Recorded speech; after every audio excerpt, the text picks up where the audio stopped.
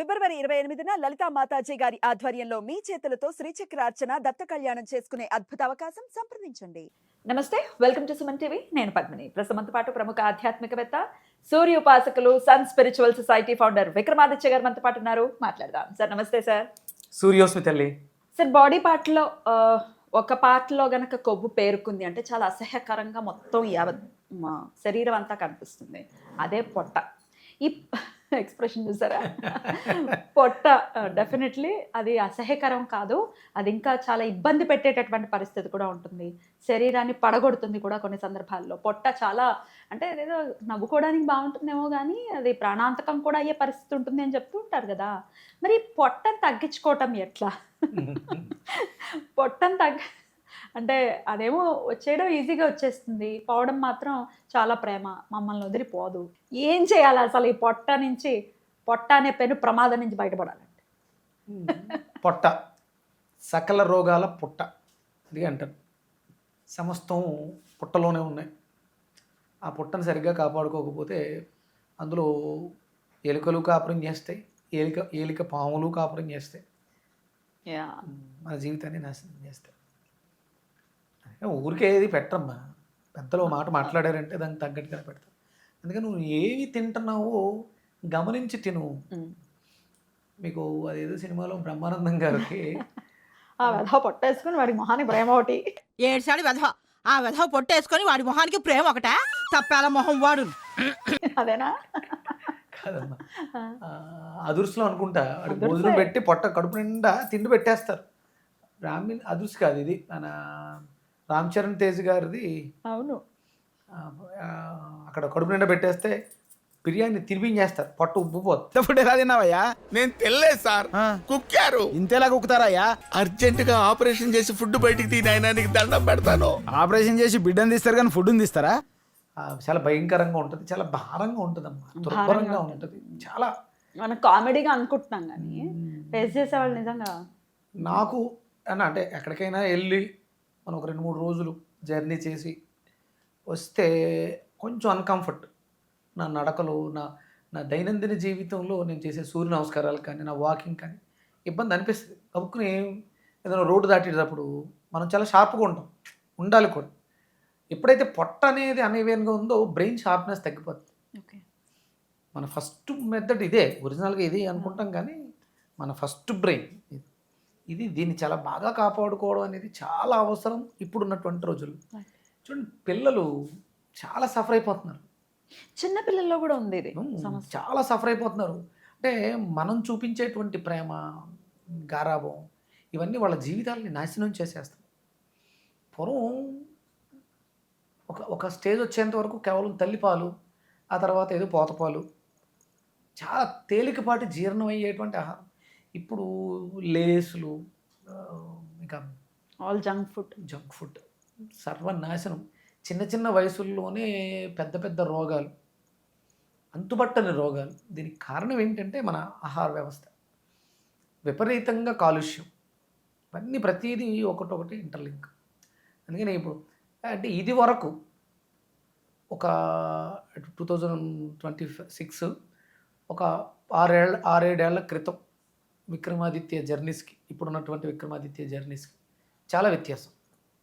అంటే నేను ప్రతిదాన్ని ఫస్ట్ నేను ఆచరించి అది నాకు ఏ రకమైనటువంటి రిజల్ట్స్ ఇచ్చింది దాన్ని అనలైజ్ చేసుకుని దానితోనే మాట్లాడతాను. ఇదివరకు మనం ఎక్కడికైనా ప్రయాణానికి వెళ్తున్నప్పుడు ఏమన్నా డబ్బాల్లో పట్టుకెళ్తాం, కామన్ కదా.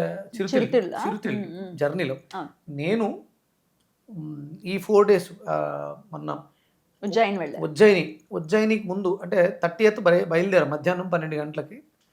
31st మార్నింగ్ 5 కల్లా 6కి ఉజ్జయినిలో ఉన్నాం. Continuation journey 17-18 hours. మధ్యలో ఇలా కూర్చోవడం అంతే. మధ్యాహ్నం బయలుదేరాం, ఎక్కడో ఆగుతాం, డిన్నర్ అయిపోయింది. అంటే కంటిన్యూస్గా ఇలా కూర్చొని ఉన్నాం, కాళ్ళు ఎలాడేసుకుని జర్నీలో కూర్చొని ఉంటాం. ఏదో డ్రైవింగ్ సీట్లో మా ఫ్రెండ్స్ వాళ్ళు మారుతూ ఉన్నారు, ఇలాగే కూర్చొని ఉన్నాం, నచ్చింది తిన్నాం, ఉజ్జయినిలో దిగాం, అవన్నీ చూసుకున్నాం, మళ్ళీ బయలుదేరు. ఎక్కడైనా ఏమాత్రమైన అలసట లేకపోతే లేదా కనపట్లేదు. ఇప్పుడైతే నిన్ననే వచ్చారు. ఇవాళ తారీఖు ఎంత? ఇవాళ 4వ తారీఖు. నిన్న వచ్చారా? 1వ తారీఖు ఆదివారం అక్కడ హోమం చేశాను. 2వ తారీఖు ఉజ్జయిని నుంచి ఓంకారేశ్వర్ వచ్చాం. ఓకే. ఓంకారేశ్వర్లో మధ్యాహ్నం 3 గంటలకు బయలుదేరాం. నిన్న తెల్లవారుజామున 5 అవుతులో కల్లా హైదరాబాద్లో ఉన్నాం. యూర్ ఆల్ నార్మల్, ఏం అలసట అసలు? మామూలుగా ట్రైన్ జర్నీయే బోల్డంత అలసటగా ఉంటుంది. ఇది పడుకుని అన్ని కంఫర్ట్. అలసటే. ఇక్కడ డ్రైవర్ అంటే డ్రైవింగ్ సీట్లో వాళ్ళు చేస్తున్న మనకు ఒక రకమైనటువంటి అది ఘాటీ రోడ్లు అవి. ఎంతసేపు జర్నీలో ఎక్కడ బాడీలో ఎలాంటి అలసట్లేదు. ఎందువల్ల లేదు? ఎందుకు అంటే ఫోకస్ అంతా కూడా నేను వెళ్ళే దాంట్లో గోరుచిక్కుళ్ళు, నిమ్మకాయ ముక్కలు, బెండకాయలు, దొండకాయ ముక్కలు ఇవే పట్టుకెళ్ళింది స్నాక్స్ కింద. ఇవేనా చిరుతిళ్ళు? చిరుతిళ్ళు అవే. డ్రైవర్ చేయి చాపితే ఏమైనా తినడానికి 2 బెండకాయలు చేతిలో పెడితే ముచ్చులు ఇంతకే రా బెండకాయలు. గోరుచిక్కులు నేను నిమ్మకాయని మిరియాల పొడి వేసి ఊరబెట్టా వెళ్ళడానికి 2 రోజుల ముందే. దాన్ని ఓపెన్ చేసి అది చేతిలో పెడితే అంటే నిద్రలేమితనం. డ్రైవింగ్ చేసేవాళ్ళు చాలా అలర్ట్గా ఉండాలి, బ్రెయిన్ షార్ప్గా ఉండాలి. ఇలా చాలా బాగుంటాయమ్మా. అంటే ఇప్పుడు నేను ఏదో గొప్పగా తింటున్నాను అని కాదు, కానీ చాలా బాగుంటాయి. ఫర్మెంటేషన్ చేసినటువంటి వంకాయ ముక్కలు, నిమ్మకాయ పిండేసి ఉప్పు మిరియాలు పెడితే బాగుంటాయి అవి. అవి తింటూ జర్నీ. ఎక్కడ వాటర్ పొల్యూషన్, ఏమి హైజీనిక్గా లేవు. ఏ హోటల్లో పడితే ఆ హోటల్లో తిన్నాను. ఆ హోటల్లో వాళ్ళు ఇచ్చిన మంచినీళ్ళు, అక్కడ ఉన్నటువంటి ఫుడ్ అవి తిన్నాం. సాయంత్రం పడుకునేటప్పుడు గొంతు మారిపోవడాలు, ఇగో నేను మాట్లాడుతున్నారు కదా, అంటే జలుబు చేయటాలు. నార్త్ సైడ్ కి వెళ్ళిపోతే అక్కడున్న ఇది వేరు, అట్మాస్ఫియర్ విపరీతమైనటువంటి చలి, వెదర్ వేరు. -15 అంట. 15 మైనస్ మైనస్ కాదు, 15 డిగ్రీస్. 15 degrees.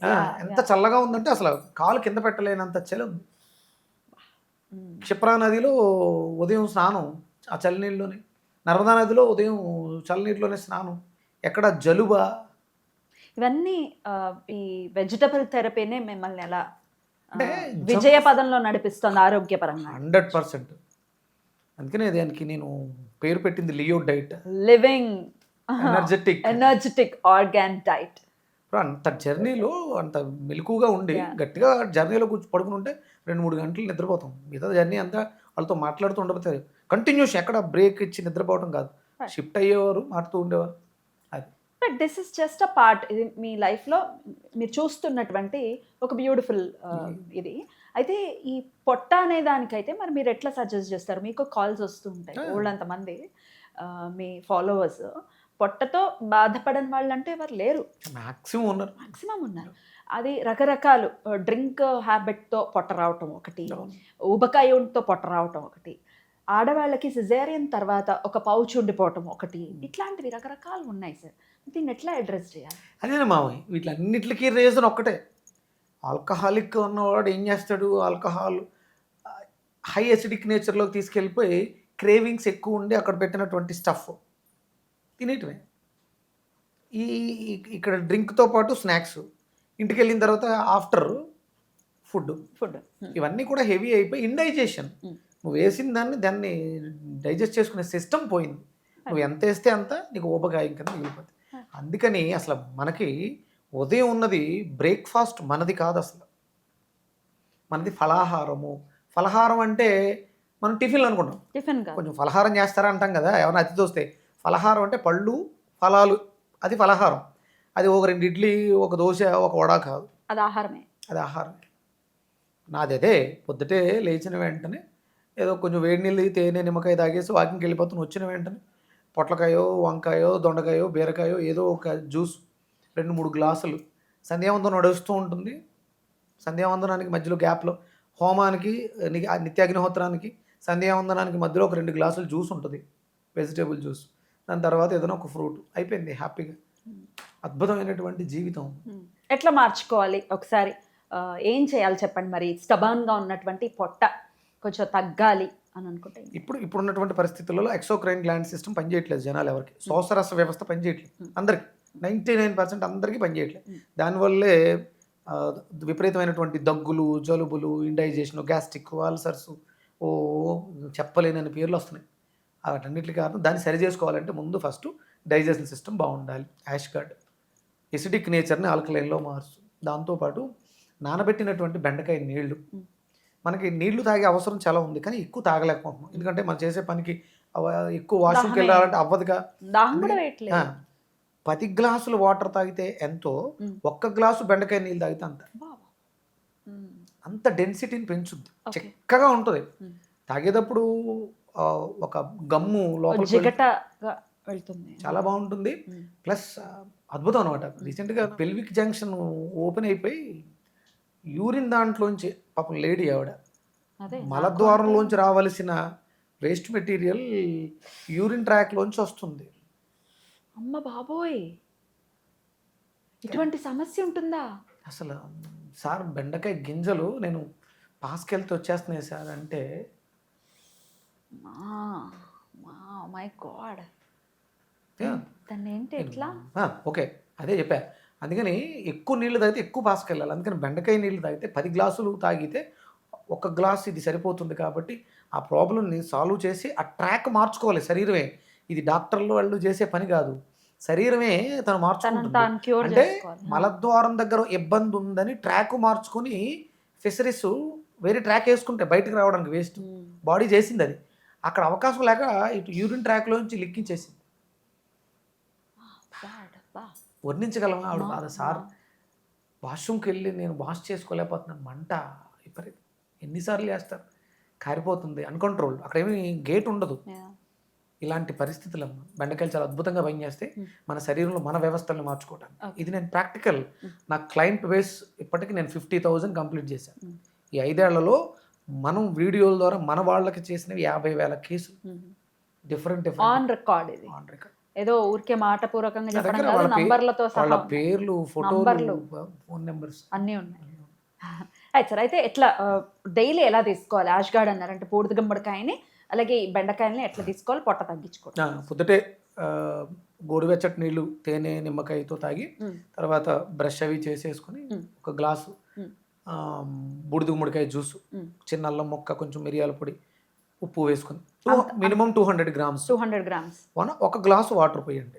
బూడిద గుమ్మడికాయ మరి తొక్క తీసేయాలి. తొక్కతో సహా, మరి దాని తొక్కతో పైన బూడిద ఉంటుంది కదా, లైట్గా కడగండి అంతే. కడగండి.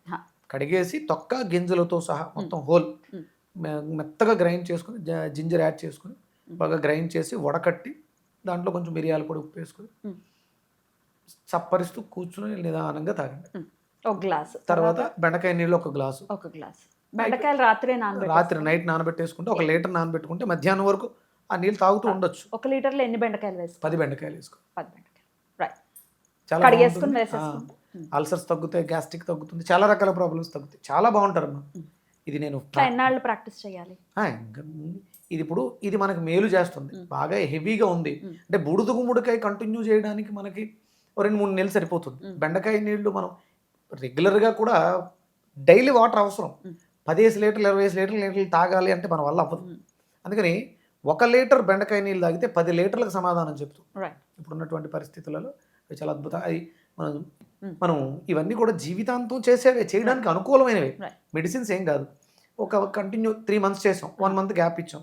మనం రెగ్యులర్గా చెప్తూ ఉంటాం ఈ నెలలో ఇవి తాగండి అని, వచ్చే నెలలో ఇంకోటి ఏదో చెప్తాం. ఆ నెలకు సంబంధించిన వెజిటబుల్స్ మన చుట్టూ ఉండేవే, ఇవే తాగాలని లేదు. బీరకాయ తాగొచ్చు, బెండకాయ తాగొచ్చు, దొండకాయ తాగొచ్చు, వంకాయ తాగొచ్చు, సమస్యను బట్టి. పొట్టకైతే ఈ రెండింటిని మనం యూటిలైజ్ చేసుకోవాలి.